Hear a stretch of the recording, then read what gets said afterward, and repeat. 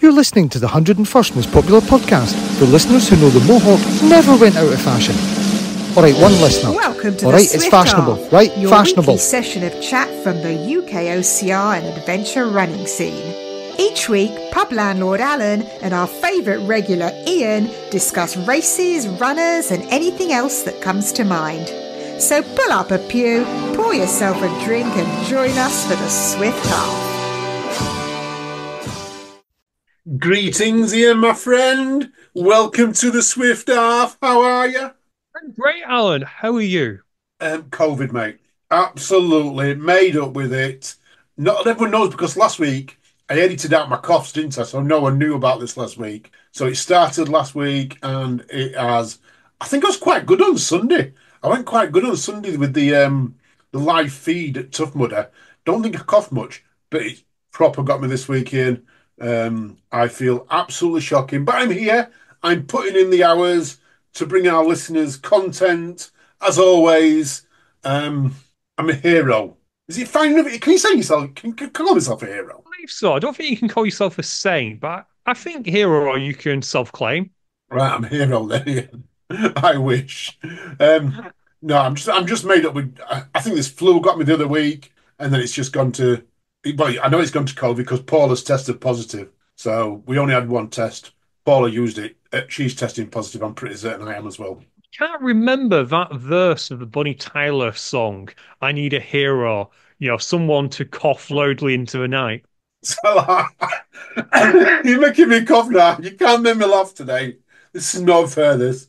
Just make me cough like night. Oh, gosh. Alan, stop it. Let's get back to things. How are you this week? Are you all right? I'm okay. I'm heading into the weekend. At this moment in time, listener, as you're listening to this, I will be volunteering at Birmingham High Rocks. We're doing a shift later today, me and the intern. I'm on the sled pole and she's yelling at people doing burpees wrong. Oh, wow. So you actually know what you're doing already? Yeah, I think it's kind of cool how they do that. They'll send you out an email a few weeks before and just tell you what you're doing. And it kind of makes sense because it means you can read up on the penalties that apply to your particular zone. I haven't, but it does mean you can. I like that. You can read up. I haven't, but you can. But you are the font of all knowledge when it comes to IROCs. I mean, people come to you. I think IROCs actually come to you to actually make up the rules. I wish that was true because there are some things in the rule book I'd like to adjust, but no, it's not true. But I do occasionally get complimented on some of the write-ups we do, Alan. And I always have to point out it's not just me, it's you as well. Is it? Am I doing something that I didn't know about and I'm getting compliments for it? You're always responsible for everything that goes on that website because, we get the presses out, you put it up, you pretend that you just put the presses straight up there, but I know you go through it and you slightly change it. Yeah, I do slightly change them because when people share them, you've got everything. To be honest, though, this weekend you sent me a press release of High Rocks with their new partners, and I haven't changed a single thing on it. My mind has not been on changing things; it's been on just doing things as fast as I can. I have a saying in my life. It's from years and years ago, and I learnt it. I learnt it quite early on that everyone wants everything doing fast. Yeah. However, if you are accurate, yeah, slow is accurate and accurate is fast, is what the saying is. So sometimes go slower to make something done accurate, then you only have to do it once, then you don't have to do it again. But this week I have been completely forgetting about that. And I've just been doing everything as fast as I can to get it out of the way because I am that busy.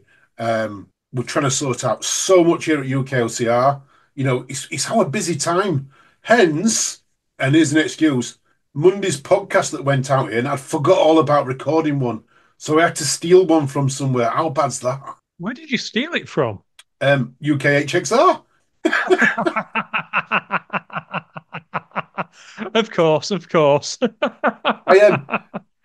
you had a good podcast of the week with James Parrish and Sam down at Nuclear, and it was about nuclear and what's happening down in there. And I just thought it's a great podcast. I'm going to share it. I'm going to just let the world know you've done the hard work. And I just thought let's move it from our sister podcast onto our podcast. and it's actually had good listeners as well.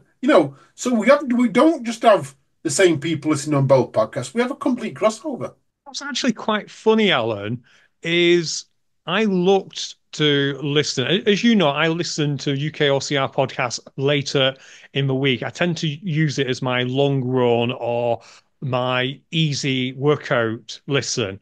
And I just happened to glance at it today and I misread. I honestly thought it said the future of nuclear races because I remember you recorded one with James recently about blackout and all that, and I thought it was that podcast. I didn't realize it was a HXR one. I was thinking outside the box, but put something out there. I hadn't been on UK OCR, so we put that out. But bear in mind, we have now got podcasts lined up. So I'm getting back on the ball because I've got to get my diary in order. We've got Who's Up coming. We've got Jamie Gain coming. We've got the Pint Size OCR team. Everyone's doing podcasts now. So we've got more and more content coming in the next couple of weeks. It won't just be me doing interviews, although I am going to line some interviews up very shortly. There's a certain sense of irony, and I'm sorry, listener, we're kind of having a podcast behind the scenes conversation live on air, but we'll go with it. There's a certain irony that I had two in the hopper and was recording one on the Tuesday. You could have easily thrown up some fresh content from UKHXR. Yeah, just something completely fresh that no one had listened to. No, that's where we go. Let's get back to what we do anyway, rather than behind the scenes. So it's great to get a bit behind the scenes, but we don't want to give too much of our secrets away, although they're not secrets. But anyway, what are you drinking tonight, Ian? Well, tonight, I can't wait to hear what you think and what the listeners think. Should I just name it and we'll go from there? Go on. I'm drinking Naked Gold Machine. Right, naked gold. This got to be coffee. You don't drink coffee. There can't be coffee. Naked gold machine. Lucasade. It's a smoothie by Naked. Oh, oh wow. Orange. Passion fruit, mango, and guava. Is it nice? It is actually. It's delicious, and it's courtesy of our unofficial sponsor, Tesco's in Haydock. I like that. And what's interesting about it, Alan, is do you remember about 20, maybe 30 years ago, you had this game called Pogs Oh, yeah, the little round things. and Little Round Discs? This is close to that because the reason that was called Pogs was the drink that you got the little round objects on, the milk caps, was on a drink, passion fruit, orange, and guava. So a Pog. So this Oh, is right. very close to it. Oh, I never knew that. I know that. There we go. So another useless fact that I'll forget by by tomorrow. No, More than that'll stick in back of my head for years. That will now. one day at a pub quiz, someone will say, "What did the acronym POG stand for?" Your teammates will say, "Oh, it didn't stand for nothing," and you'd be, "I know this. I Yes, know this." yes, I do. So Passion fruit, orange, and guava. there we go. What was weird, of course, is back in the 90s when POGs were out, no one had a clue what guava was. Does anyone know what guava is? It's a fruit, isn't it? It is a type of fruit. It's like a little watermelon, I think. I think so, based on the picture here, because I can identify a passion fruit, the mango, and yeah, it does look watermelony.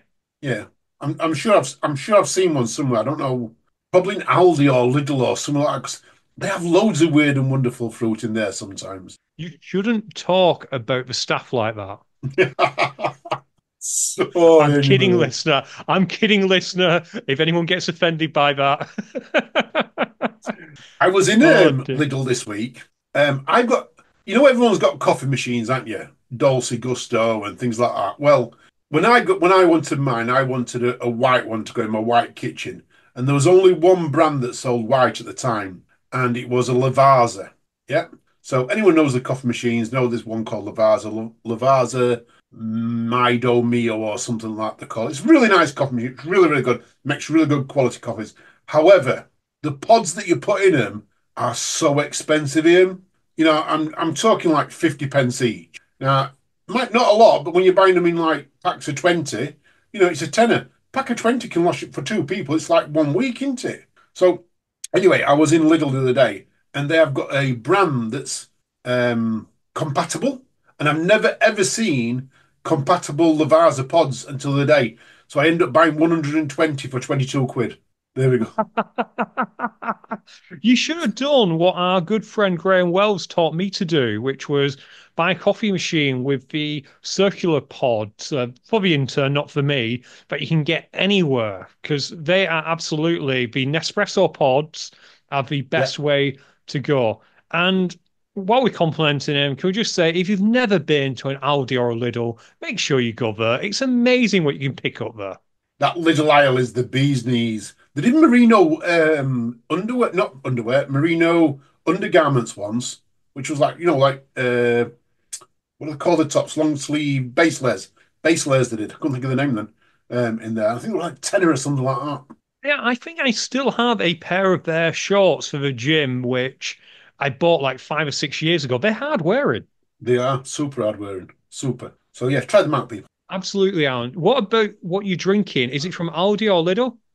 No, it is actually from. It's a lie. Yes, it is from Aldi. It is the alcohol-free strawberry and lime cider, the one that I've been drinking quite often. I thought it was a Koppenberg because we got some alcohol-free Koppenberg ciders the other day from Tesco's. I'm going to call it where it was from, and there was a mixture. I didn't realise. So we've had strawberry and lime, we've had mixed berry, and we've had pear, but now they're all tropical flavour as well. It was like amazing. It was like lilt. It's the best way to explain it. It was like lilt, alcohol free lilt. Isn't It was lilt alcohol probably, free? I believe Lil is alcohol free, but it was probably passion fruit, orange, and guava. It was possibly passion fruit, orange, and guava. They should call it Pog. That'd be a good name for that, something like that, wouldn't it? Absolutely. Alan, I think we mentioned it earlier about High Rocks and their partners. And can we just go straight into this? Because I do want your opinion. We can go straight into this. Yes, fire away. What do you want to talk about with it? On Monday, this Yeah, was the presser we got. High Rocks announced a partnership with Body, which does guns and they do them space booties as well now. yeah. On Wednesday, they announced that they've entered into a partnership with Deep Heat. Yeah, it's strange to say the least because well, it's not strange actually because DP for me is the cream. I'm assuming this is the cream because I haven't seen the Wednesday podcast, the Wednesday release yet. You haven't sent it me over yet, have you? I've not had a presser yet. Sometimes we don't send pressers for everything. So 2 days after the news went live, I suspect we may not get a presser on this one, but it is the cream, it is the roll-ons. But what's weird about it, Alan, is a big thing about the Monday presser was there was going to be a recovery place within Birmingham, within all the events with Farragons and the booties and that. And Deep Heat is also going to have a recovery zone with people giving massages. It just seems a bit odd. Yeah, it does that. See, that bit does seem odd. Now you've mentioned it like that, because I was thinking DP for me. I've always known that as a pre-exercise cream. So you put it on your legs to warm your legs up. I think I used to use something called wintergreen when I played football, which was a similar thing. And I have D3 at the moment in my bag somewhere, some to like warm the muscles up in cold runs and that. So I was thinking that was the DP, and then obviously this is recovery. But you're saying that they're going to have a deep heat recovery zone. So that tells me that DP must have some recovery cream now. Well, in theory, you can use the deep heat and the deep freeze after exercise as well. So they'll obviously have people there, no doubt, giving out free samples. I can't wait. I love deep heat. I grew up on deep heat. There's something about the smell that just brings back a rugby changing room. Did you give the what do they call it when you haze the new people? Yeah, we had gentle hazing, not like full on hazing where some of the army people do in America and that do.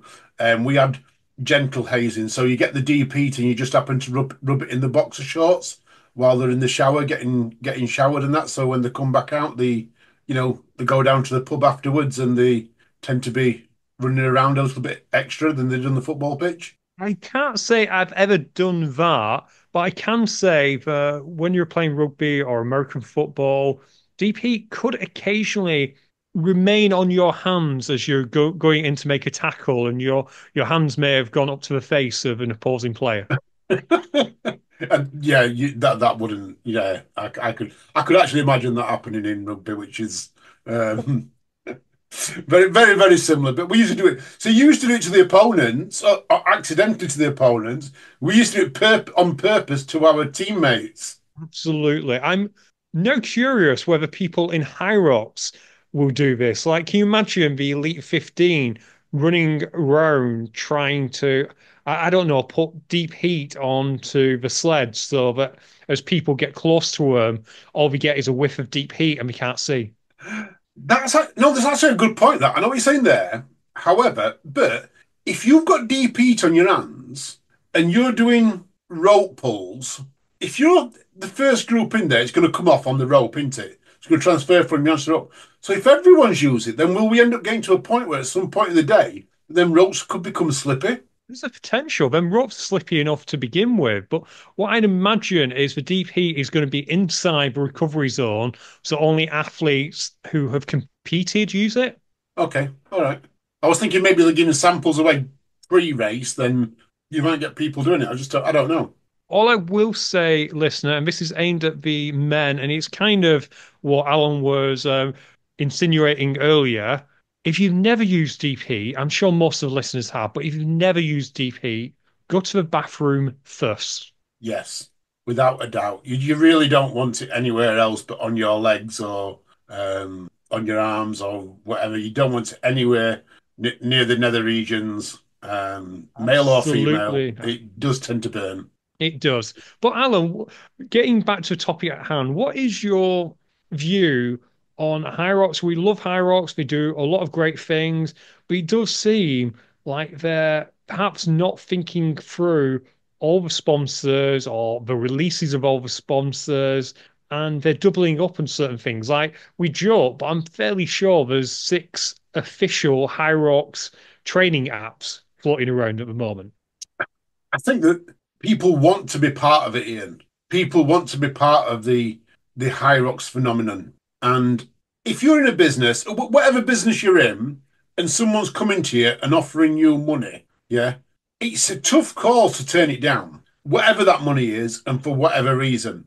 If they were taking on two of the same nutrition firms, so I'll just give you two here. I'll just say, let's just say Voom went to him and they said, Voom, absolutely, yeah, you can be us.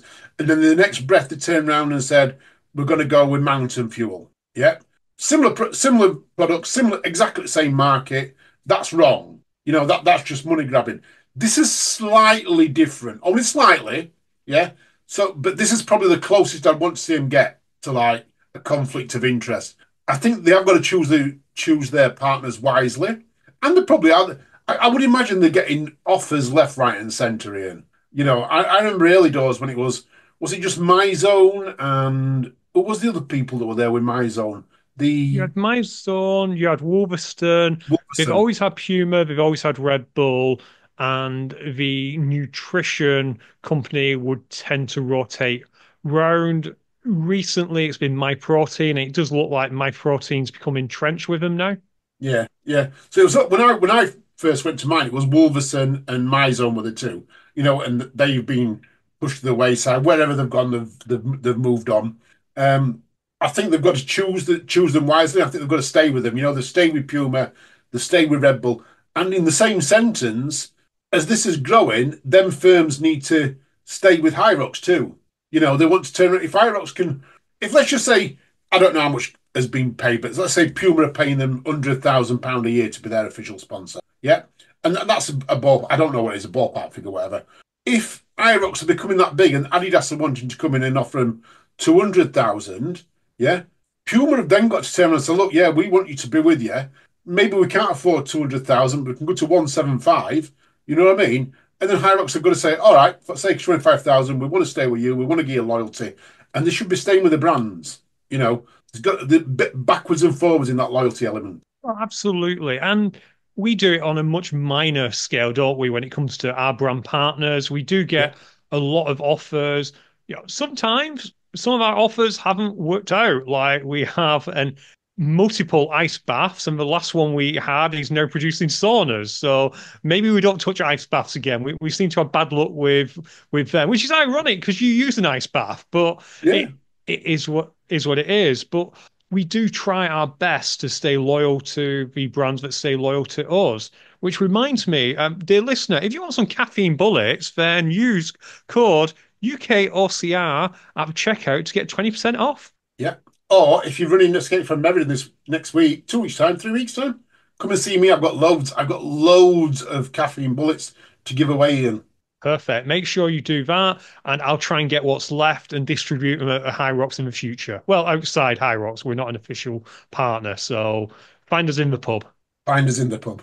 And while we're talking about staying loyal and things like that, shall we give a shout out to our partners? Because we've been saying to our patrons, which are our partners, because we've been saying for a while, and we haven't given them a shout out this month. Absolutely, Alan. And then we'll finish up the High Rocks news. Yes. So I'm going to go from top to bottom.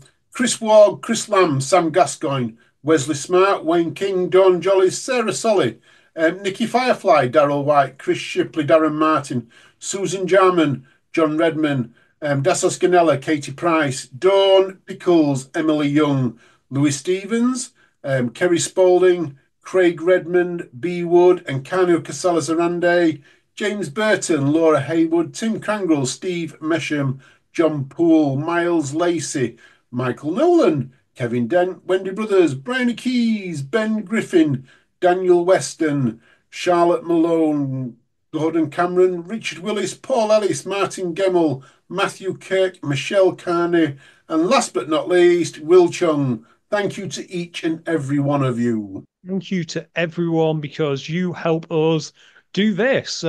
We're probably hitting the 1 year anniversary, or maybe it's even longer, Alan, of our hosting and Zoom bills are now covered by Patreon, aren't they? Completely. Yeah, yeah, we're completely covered now. I don't think there's any. Yeah, there's no bills that are coming out of my bank account as such anymore. How Or awesome is your bank that? account as well. Or your bank account either as well. Yeah, I think that's true. I better check actually. I can't remember what I paid. Yeah.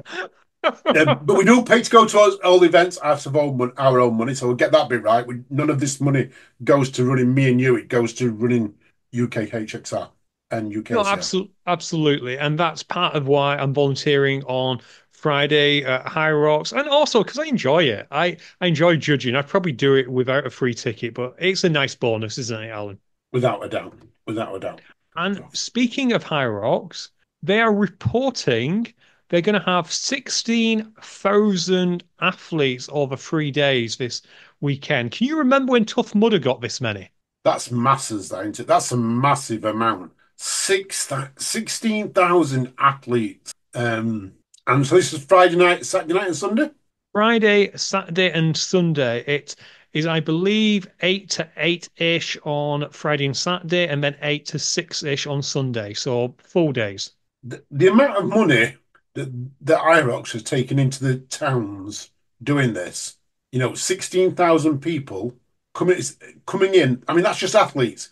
We're talking 16,000 athletes, so we could be talking 25,000 people. We should point out that this is the figure that High Rocks gives us. I imagine the amount of finishers, which no doubt Matt B. Davis will look at after because he's been looking at that, will probably be less because you have a drop off. But you probably are right, Alan.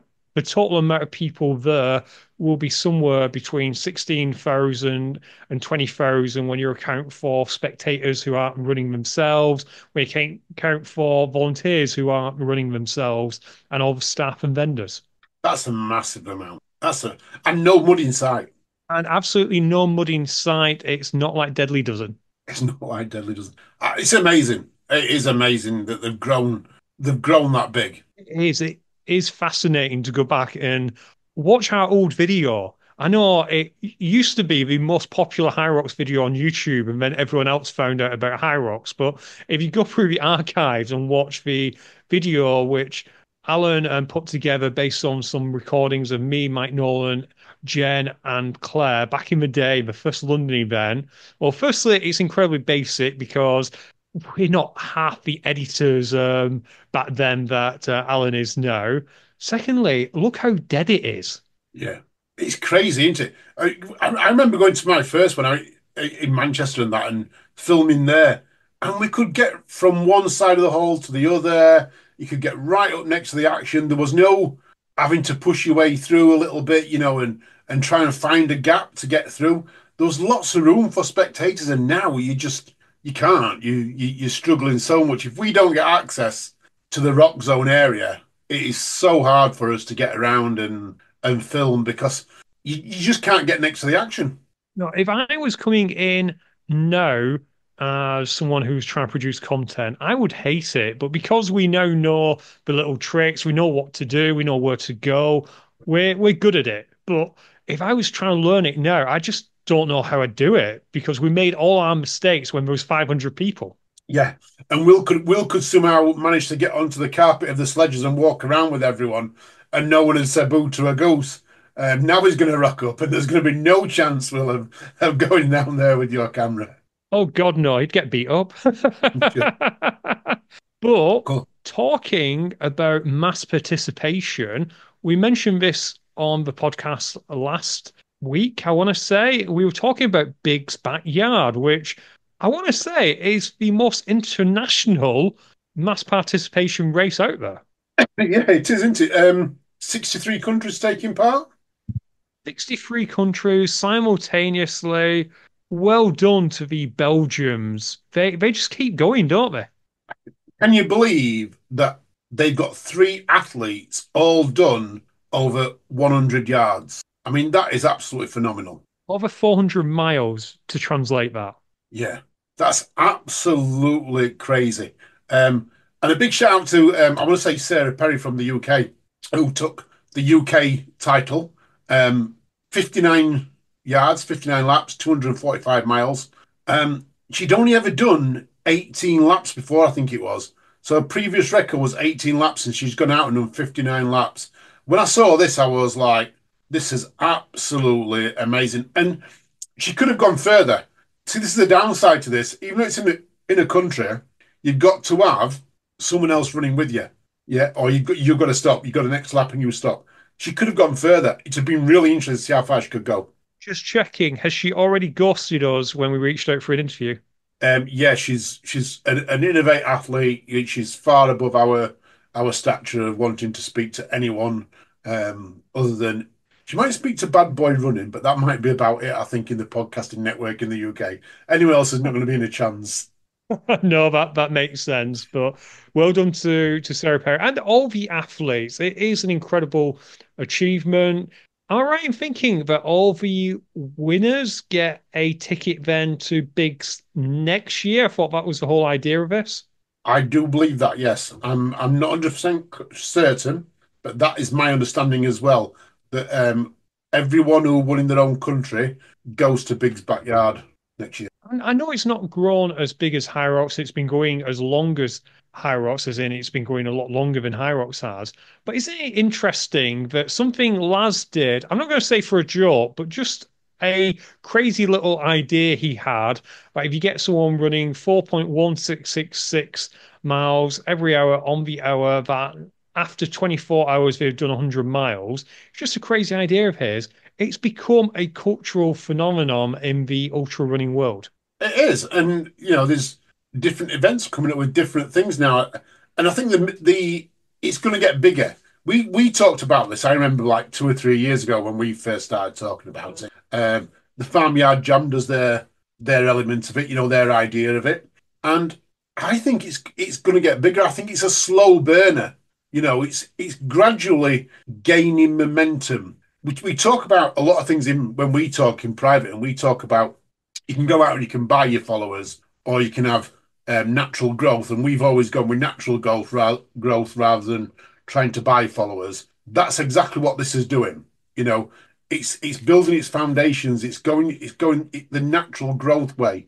It's getting more and more people into it because you're pushing yourself. Every time you do one, you're pushing yourself. Can you go further?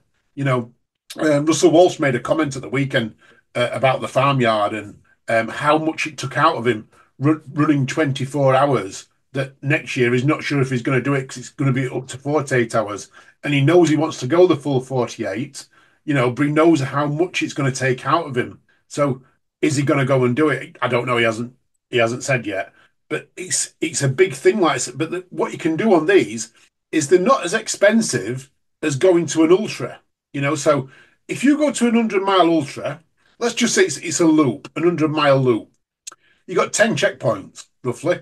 They'll have one probably every 10 miles. They might have one every 15 miles. But if you decide to quit or DNF at mile 30, you've got to get 70 miles back or 30 miles back to where you started from. With this, you're going back to your camp every time. So you're seeing your friends, you're seeing your pits. And it's just that whole camaraderie of like everyone together in the pits at the one time, getting ready to go out, that encouragement from everyone. It's building a community. It's an amazing thing. Like I say, it is a cultural phenomenon. And unfortunately, Alan, we lost a phenomenon quite recently on Wednesday. We lost Jeff Capes. Legend, legend. 79 was it, I think? No, I think 75, I believe. Oh, I know he was in his 70s. I don't know if you know this, but do you know Jeff Capes, although he was famous for shot putting at the Olympics and things like that, he was actually more famous for breeding budgies. Yeah, I've heard that. It was part of his obituary, which was just unbelievable. And of course, he won World's Strongest Man. And what was the comedy sketch he did? Where did he use his body on a unfit comedian's head on top of it and did a peck dance? Do you remember that? I haven't seen that. No. It went to that song that do do do do do do. Oh Have a look yes, for it. yes, I have seen it. Yeah, I have. Oh yeah, I forgot about that. Yeah. Oh, that was so funny. That was so funny. But rest in power, Jeff. Yeah, for people of a certain age, it's funny with him. Depending on how old you are, will be how you remember him. Because of course you'll remember him probably more for his Olympics, for the Commonwealth of shot put, etc. I remember him for a strong man. And possibly people who are younger than me, so people in the teens, a few years younger than me, Alan, probably remember him as the budgie breeder. Yes, a few people younger than us, the budgie breed. When I read it, the more I remember him most of was, do you remember watching Superstars? Yes, I do. Was that Daley Thompson? Daley Thompson won it, yes. But Jeff Capes went on it once and he had to ride what was probably, well, imagine a racing bike. It was a racing bike and they had to ride it up a hill, I think. And Jeff Capes he just swallowed this bike up. His legs were like bigger than the wheels, and how he managed to even ride it, I'll never know. I mean, it was a big blow, weren't it? And it was only got kiddies racing bikes. Everyone else was riding a proper racing bike, and he got a kiddies one because he made it look that small. But an absolute legend. Think, Alan, if he was around today, he'd be on Gladiators. Oh, without a doubt, he would be the gladiator. Or he would be the referee. That would be even better if he was the main referee of them all. Oh, could you imagine? There'd be no arguing with him, would there? No, there wouldn't be. Well, we mentioned the shot put, which always reminds me of the javelin because I was never any good at the javelin. I was okay at the shot put, but javelin, of course, reminds me of the spear throw. And we had some news recently, didn't we, Alan? I think it came out on Wednesday, and that the Sparta now bringing burpees back for the spear throw. You missed the spear throw, you're going to do burpees. I've tried to look a little bit more into this, yeah. So I thought let's go and do a bit of research. Unlike me, Ian, because I want to know if it was going to be in the elite rules. Because I'm against the spear throw full stop. You know, it's it's a skill obstacle, but it's not. There's a lot of luck element in it as well. So I'm a bit against it. So I thought, let's check out the Spartan website. Let's go and do it. However, I looked at the rule book, see if it was going to be there for 2025, and the rule book for 2025 is not there. However, if you want to travel back in time, the rule book for 2023 is there. It's good. Yeah, they haven't got a 2024 one yet, but the 2023 rule book's on their website. So flick back and you can go back in time. Perfect. I think you answered this question, Alan, but what do you feel about the idea that spear throw is burpees and nothing else is? I don't like it. First of all, I don't like the spear throw. Secondly, I'm not a fan of burpees. How are they going to monitor them? We talk about this that it's when you've got a judge that is has got to monitor something. Yeah, they've got to that everything's got to be the same.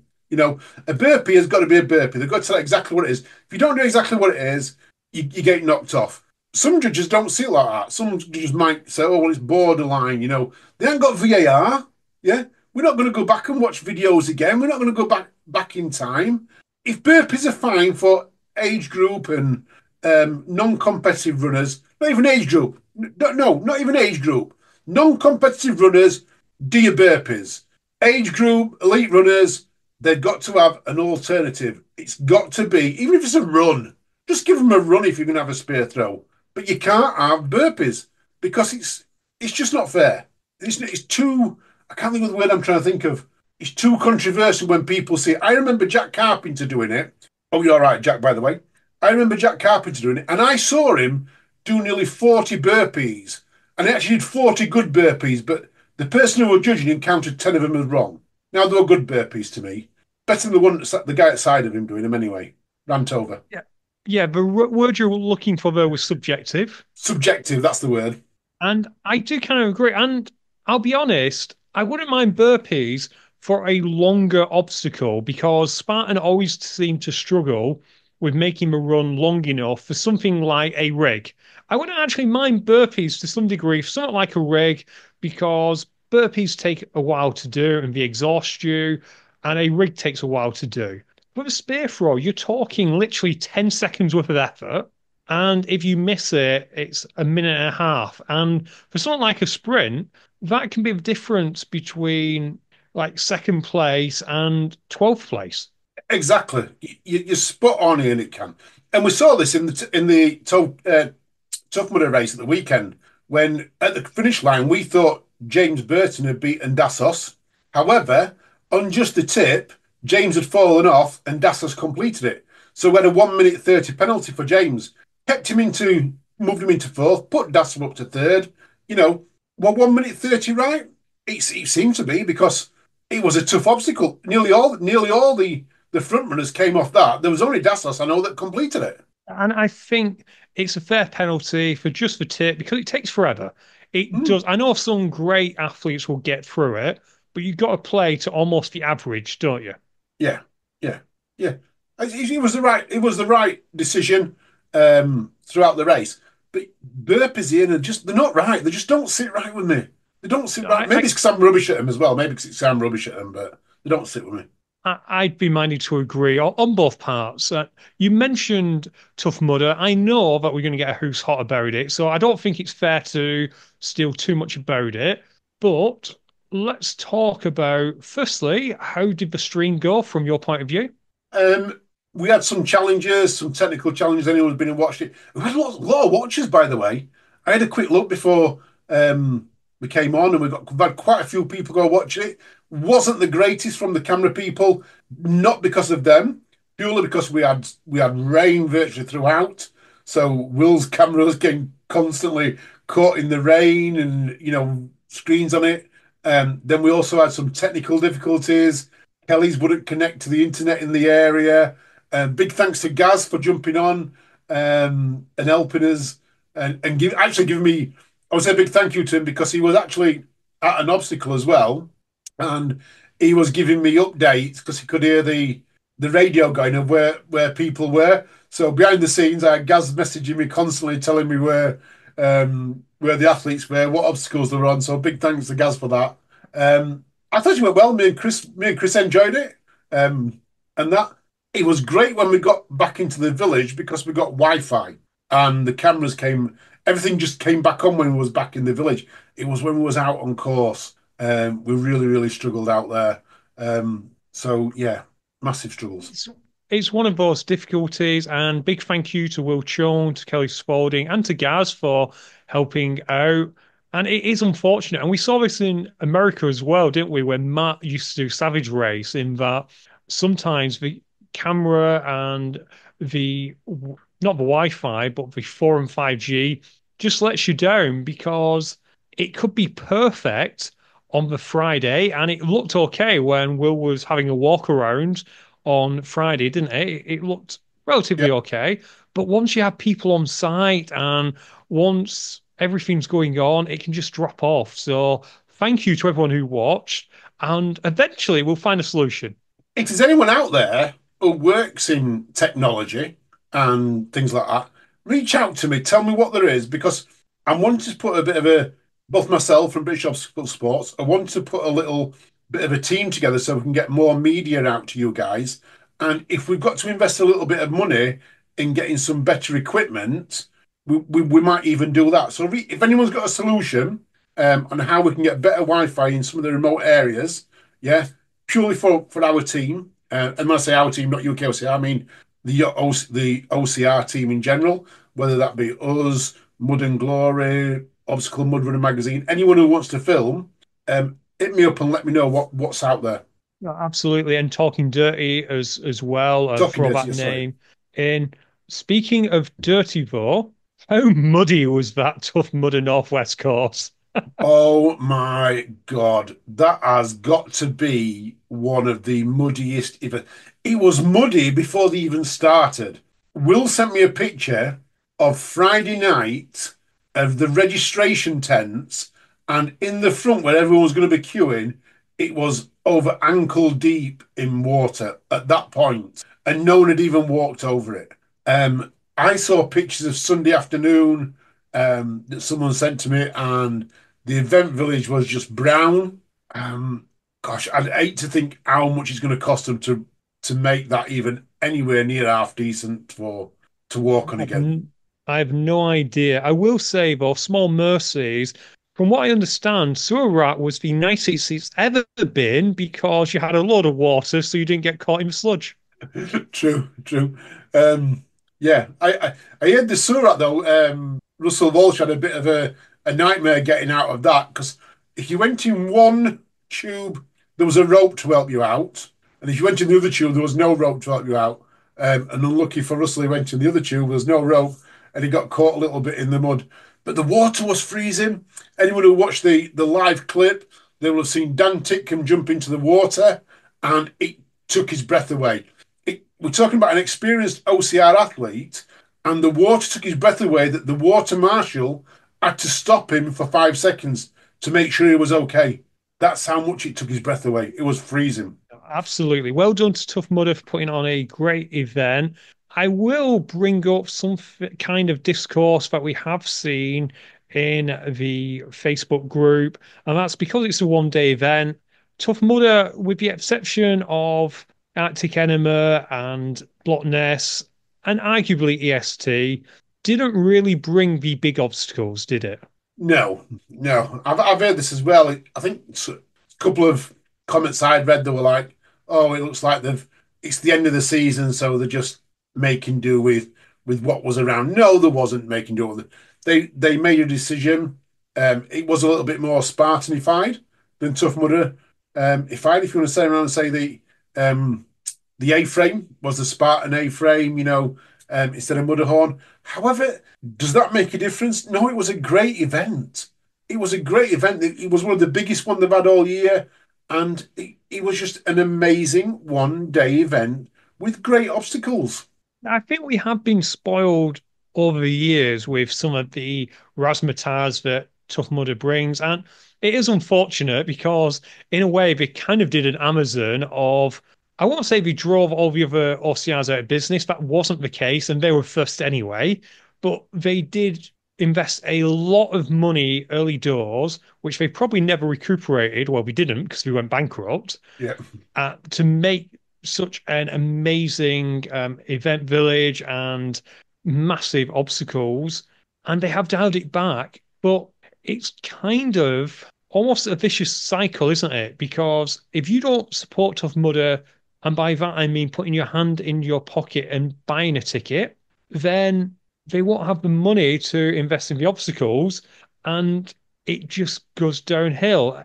How do you see it, Alan? Do you see that they'll put more investment in to bring back some of the bigger obstacles? And I mean things like Kong, or do you reckon this is where we're going? I'm not sure, Ian. I'd like to see Kong back. I'd like to see King of the Swingers back, the big ones. Does it detract from having something slightly smaller? I don't think it does. Would you, if you're a non-Tough Mudder Hong, and let's say they brought Kong back, yeah, would you just go because they brought Kong back? Sweet, no. No, and I That's a wouldn't. good point. Yeah. So they've got a great event. I do think they've got to bring one or two more obstacles. Yeah. I think they've sat on the laurels now for a little bit too long. Yeah. I don't know what they can bring that they can get to the masses, though. If I'm honest, Ian, you know, what could you bring that you could have thousands of people going over, even hundreds of people at any one time? Because that's their biggest challenge. Their biggest challenge is not building a obstacle. Their biggest challenge is we need to get 7, 8 lanes of people going across it safely. You know, we had the slide last year. Didn't quite work out. It was expensive. Maybe they might bring that back next year. I'm not sure, but I think they've got to bring.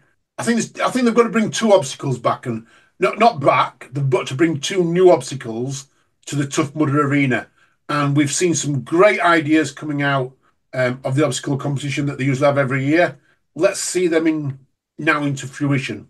Be minded to agree.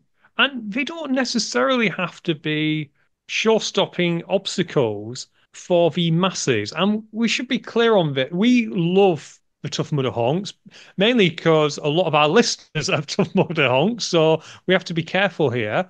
But from a business point of view, we see this in other industries. Playing to the internet doesn't always work because, on the other hand, Alan, if you're a brand new person to Tough Mudder, and you go and you're faced with something like Kong, and you're faced with King of Swingers, and you're faced with Funky Monkey, and all of these things that you can't actually do, are you going to come back? Exactly. It's a balancing act, Ian. It is a balancing act. And I think they've got some, like I said, for me, I think they've got some amazing obstacles, what they've already got. They're all doable, or 90% of them are doable.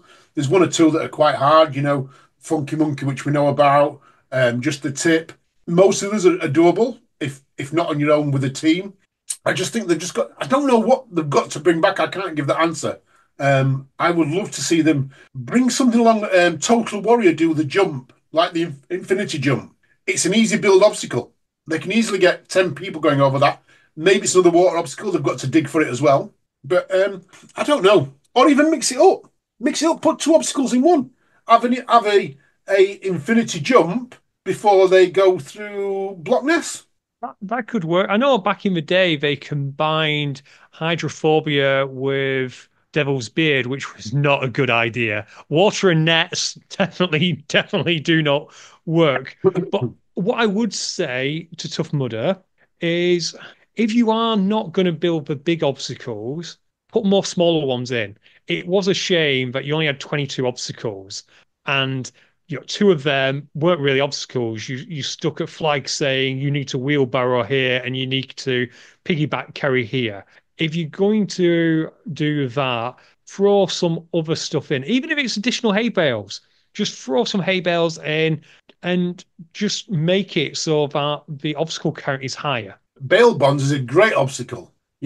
I think they do it wrong. Wherever I've been to bail bonds, though, it's always been early in the course.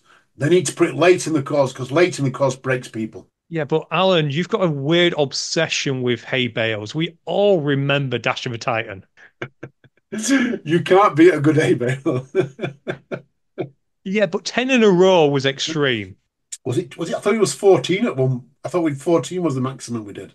I can't remember, but I do remember you sent us up one side and then back down the other. Yes, that was the 14. 7 up, 7 down, yeah. Yeah. And you drove past him as you was entering the event village, which I thought was the cruel part because it showed everyone what was happening. Yeah, absolutely. Absolutely. I will say I walked past them on a lap or six. Right. Moving on from Tough Mudder, let's just cover off a little bit Oh, we've of. got one more thing for Tough Mudder. You Okay, missed it sorry, off. beg your pardon. This week, the nominations are out. The individual, the gritty awards, and the team awards. They're all out. So we'll share the link on our socials at some point over the weekend. Perfect. Yeah, because weekend's always the best place to get people. We'll share it at the weekend and go and vote. Yeah. Yes, yeah, definitely. Not for us. Vote for whoever you want, I wasn't saying vote for us, but the award nominations are out. I've made my votes as well. No, absolutely. And as I was going to say, just some quick hitting news in terms of fitness racing. We covered High Rocks earlier. Deca Spain has announced their calendar for next year. 1st of March, we're going to Malaga. 29th of March, we're going to Ibiza. Sounds like a party weekend, doesn't it? It does, doesn't it? Yeah. Malaga, Ibiza. Let's go party, party, party. And then in May, we're going to Andorra. Oh, Andorra's a good place to party. It's a bit of a skiing, a pre-ski party type atmosphere there, isn't it? I believe so. I think Daniel Lister goes to Andorra quite a bit, so he'll have to tell us that. They're then going back to Zaragoza, which has a lovely church, but not much else. It is like Sheffield. I like that. It's like Sheffield, just a church. It is lovely, though.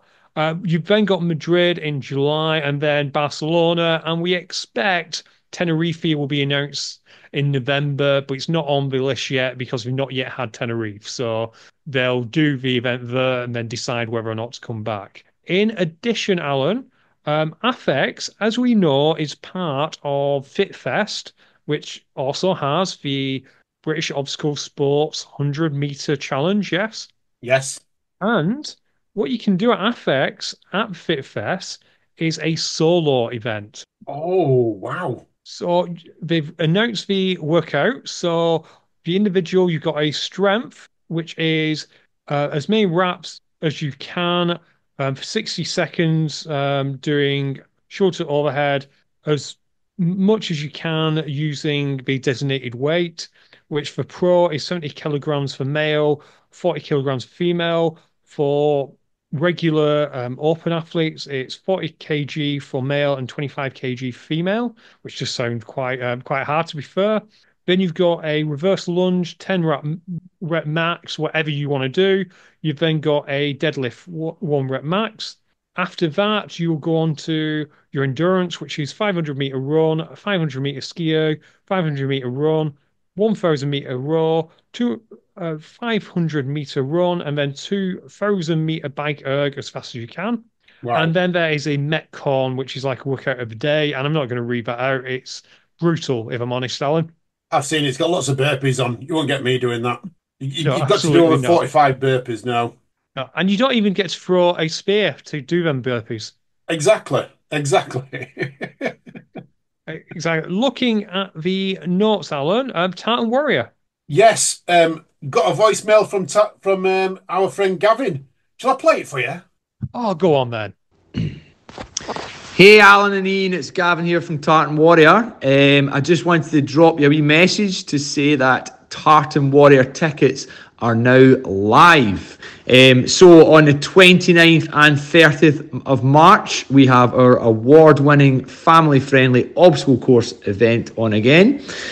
On Saturday the 29th, we have the 3K British OCR Championships. We'll have elite and age groups from 10-year-olds upwards.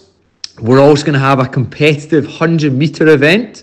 And between those two events, we'll have over 70 podiums to award, as well as some prize money for elite 3K runners. On Sunday the 30th of March, we are going to have a competitive 8 kilometres for 14-year-olds upwards, and a competitive 5K for 10 to 13-year-olds. We'll also, of course, have our masses, our fun runners, our families doing our 5K for 5-year-olds upwards. And we'll have around 30 to 40 obstacles on course. On the Sunday as well, we'll also have our fun things like free photos, face painting, free tartan toddlers course for the younger ones, and you'll be able to meet Jock the Piper, that's his real name, and the return of Hamish the Highland Cow after his sabbatical. All right, so yeah, tickets are live now. The best ticket prices will be in place until the 3rd of November, so make sure to jump on now to save some cash.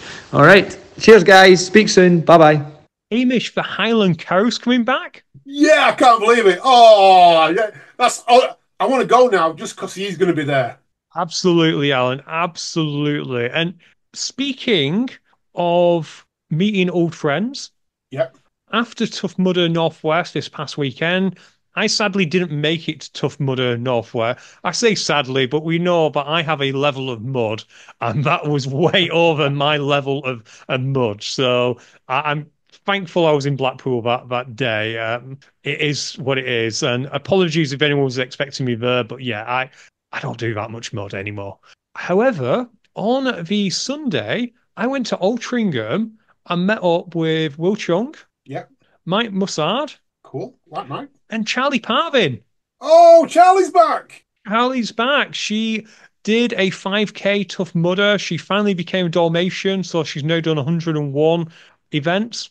Oh, good old Charlie. How is she? She's good. She seems really, really good. Well, as good as you can be after what she went through. But yeah, she seems back to her old self, to be fair. And I was so happy to see her. Me and the intern went and met her. And we went to Altrincham Market Hall. Have you ever been to one of these places, Alan, where it's kind of like how I imagine Oktoberfest is in Germany, but perhaps with less beer, where you all sit on tables, some long, some short, and there's loads of food all over. Yes, I have. I love them type of venues. They are good, aren't they? Because I got to have what did I have? I had pie. I had pie and mash, which was delicious. The intern, I believe, had some meat because she loves protein. Charlie had a pizza. No idea what Will had. Doesn't really matter. No idea what Mike had. Doesn't really matter. I just remember what the intern had, and I remember what Charlie had because I looked at the pizza and thought, God, that looks good. I love Camden Market. Have you been to Camden Market and their food stall down there? I don't believe I have. Is it worth going down? Yes, it is worth traveling just to go to their food section. They have food from every corner of the world, and it's all cooked there and there fresh. Yeah, it's not like they don't have lots of seating area, but there's a bit of seating area. But most people get it and then go down to the canal and sit on the side of the canal with it. I think I had some Caribbean food when I went down there, but it is an amazing place. Anyone who's in London and who's been will tell you it's the atmosphere, the smells. You know, if you go there, you close your eyes and just smell, and you can just smell every corner of the world. Wow, I'll have to try and get down there. I think, now I remember, Mike Nolan and Claire may have gone there when we were last down in London, but I think me and the intern were busy doing something else. So I'll have to make sure I go down there. I'm not sure if you have one of these places in Birmingham. So if anyone's local to Birmingham who knows if you have a food hall down there, get in touch, let me know as soon as possible, please, because as I said, as you're listening to this, I've probably just started my shift. So please reach out and let us know. I like it. I like it. Have fun with your shit. I will. And then on Saturday, me and the intern are doing a bimble round, we'll call it. Oh, I like a good bimble. Are you doing it together as a pair or doubles? We yeah, we are indeed. I'm not trusted with proper high rocks anymore. I need Jen to look after me and do all the hard stuff. Oh, you'll love it. You'll love it. And I'll message Jen and tell her that she's got to let you do more lunges. You don't have to message her. She's fine. She loves lunges. I'm fairly sure she loves lunges, wall balls, and burpees. And if she tries to pretend she doesn't listen, she's just lying. She's just being playful. Yeah. Just, I just don't leave me think she with is. yeah, just leave me with a farmer's carry and the skier. We'll be fine. Yeah, Oh dear. you can the skier because she does everything else. Exactly, Alan. It sounds perfect. And do we have any OCRs happening this weekend? I don't think there is any happening this week. It's a very quiet time now for us. Shall I give people a quick update on where we are with the UK OCR series for 2025? I think that's a great idea and a nice way to end the show. It is. So we are very, very close to announcing our races. And this is not in no particular order, but these are the companies we are speaking to as we are talking at this moment in time. So we all know we're going to Tartan Warrior. We are open to have Born Survivor in there, Nuclear Racers, another Spartan, another Tough Mudder. We're back to talking to Nuts again, so hopefully Nuts will be in. And we're going to Body Hub, hopefully as well. I've got to speak to Daryl this week. He's on my list of people to speak to. So if you listen to this, Daryl, drop me a message if I haven't spoke to you already. I think I will have, though. I like that we started this show by peeking behind the curtain and having live podcast stuff, and now we're having live UK OCR series. Yeah, exactly, exactly. But we're very, very close to announcing it. We're just going to get all the dates in, and yeah, and hopefully by the end of the month, people, by the end of this month is our aim. So we've got literally less than a week to do it. So fingers crossed. Fingers crossed indeed. Right, Alan, on that, I'm going to say it's a goodbye from me. And listeners, goodbye from me, and you people take care. You stay safe. You keep on running, and we'll speak to you all soon. Bye.